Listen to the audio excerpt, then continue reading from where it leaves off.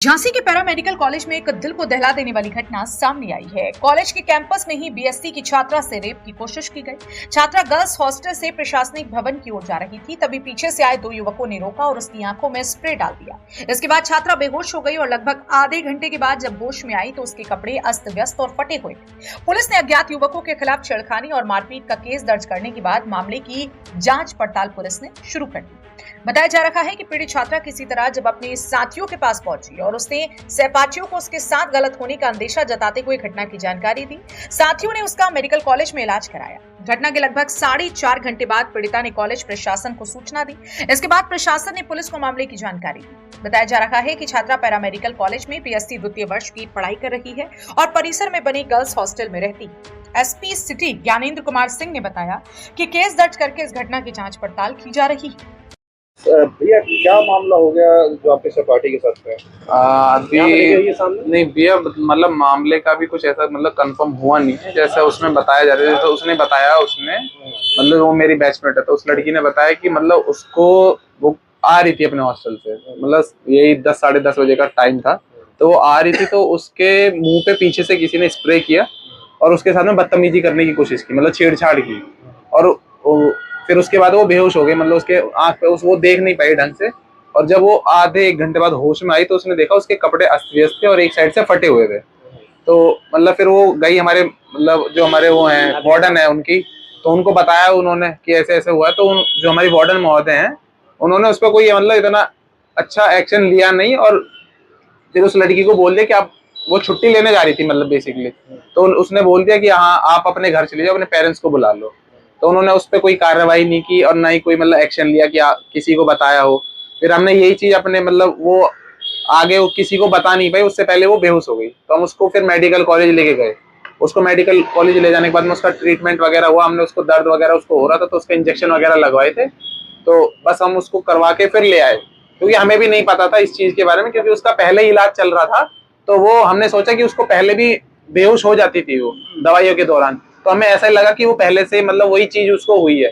फिर जब हम उसको रूम पे लेके गए उसके कमरे पे, तो उसके हॉस्टल छोड़ दिया, तो उसने अपने बाद में जो उसकी दोस्त हैं गर्ल्स हैं वहां पे उनको बताया कि उसके साथ साथ में ऐसा हुआ है।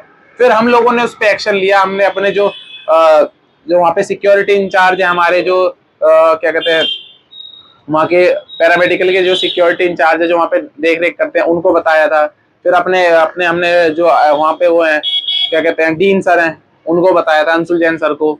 तो उनकी तरफ से हमें कोई इतना अच्छा रिस्पांस मिला नहीं, तो हमने फिर पुलिस कार्रवाई के लिए हमने फिर वहाँ पे कॉल किया। फिर हमने ये सब चीजें अभी पढ़ा, तो अभी जो हमारे एसएचओ सर है उन्होंने बोला था कि उसका मेडिकल कराएंगे, हमारी जो बैचमेट है, तब हमें पता चलेगा कि उसमें क्या हुआ है। और अभी वो सब गए हुए हैं वहाँ पे घटनास्थल पे। वहाँ उससे पहले एक बार मतलब यही हमारे कैंपस के गेट के पास में उसके साथ में एक घटना हुई थी कि उसका जो फोन है, उसका टैबलेट है, उसको छीनने की कोशिश की गई थी एक बार पहले, उसने उसकी भी कंप्लेन की गई थी, तो तब भी कोई कार्रवाई नहीं हुई थी। और हमारे हॉस्टल में ना तो जो वहाँ पे गेट है, मेन गेट है, वहाँ पे कैमरे वगैरह भी नहीं है अभी। तो ऐसे किस जगह हुई है घटना? हमारे कैंपस के अंदर हुई है, पैरामेडिकल के अंदर जी। जहाँ पे वो घटनास्थल हुआ है वहाँ पे तो सीसीटीवी कैमरा नहीं है। मैं बीएमआरआईटी में पढ़ता हूँ, मैं रेडियोलॉजी में। सर एक छात्रा ने आरोप लगाया, क्या आरोप लगाया था, क्या शिकायत दिया? एक छात्रा जो पैरामेडिकल कैंपस के हॉस्टल में रहती हैं, इनका ये कहना था कि ये अपने कमरे से निकलकर कैंपस के अंदर ही अपने प्रशासनिक बिल्डिंग में जा रही थी। उसी दौरान दो अज्ञात लड़कों ने पीछे से इनके आंख में स्प्रे कर दिया। जब उनको इन्होंने हटाने का प्रयास किया तो उन्होंने इनको धक्का मारा तथा इनके कपड़े फाड़ दिए। ये आरोप लगाते इन्होंने तहरीर दिया है।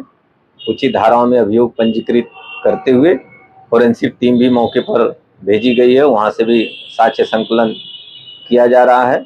अच्छा, इनका कहना है कि उसी दौरान ये बेहोश हो गई थी। तो वो सारी चीज़ें हम लोग पता कर रहे हैं, और जो अभी बातचीत से जो और भी बातें निकल के आई हैं कि जो वहाँ का इंटरनल प्रशासन है उससे भी इनको काफ़ी नाराज़गी है, उसके बारे में भी काफ़ी कुछ इन्होंने हम लोगों को बताया। तो ये सब कुछ के बारे में हम लोग वहाँ का जो इंटरनल प्रशासन है उससे भी बात करेंगे, तथा जो ये घटना बता रही हैं उसके संबंध में भी हम लोग संपूर्ण साक्ष्य संकलन करते हुए अग्रिम वैधानिक कार्रवाई करेंगे। क्या सर छात्रा ने कुछ आशंका जताई है गलत होने के साथ में? नहीं, जैसा अभी इन्होंने तहरीर दिया है उसमें ऐसा कुछ गलत होने की आशंका नहीं है इनके द्वारा। और अगर ऐसा कुछ है तो हम लोग इसमें मेडिकल वगैरह भी करा रहे हैं। अगर कुछ ऐसा निकलता है तो उसके अनुसार भी हम लोग आगे कार्रवाई करेंगे।